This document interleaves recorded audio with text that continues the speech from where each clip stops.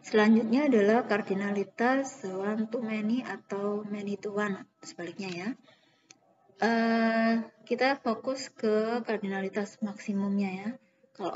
Kalau minimum tadi sudah berisi 0 atau 1, setidaknya ada gitu ya.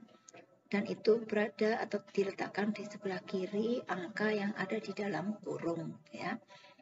Nah, kita coba lihat bahwa hubungan one to many berarti di sisi yang lain maksimalnya adalah 1, sisi sebelah kanan, kalau tadi sebelah kiri ya sisi sebelah kanan, ini nilai maksimalnya banyak atau many atau lebih dari 1.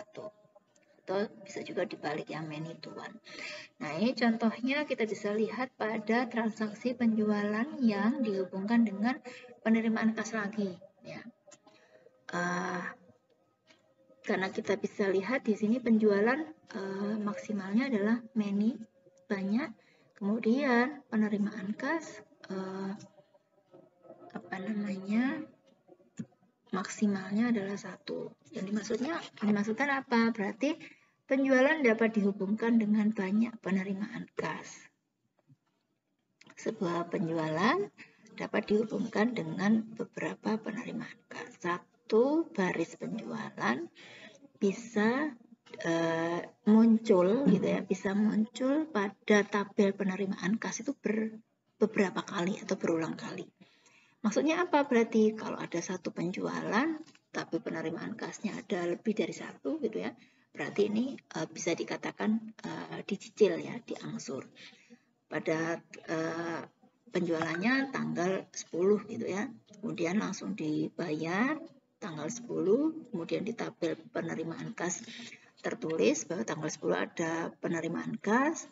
Karena memang masih kurang dan diizinkan di perjanjiannya itu, maka dari penjualan tanggal atau dari penjualan dengan nomor faktur F001 ini, dia menerima kas pada tanggal 15 di bulan yang sama atau di bulan depan gitu ya.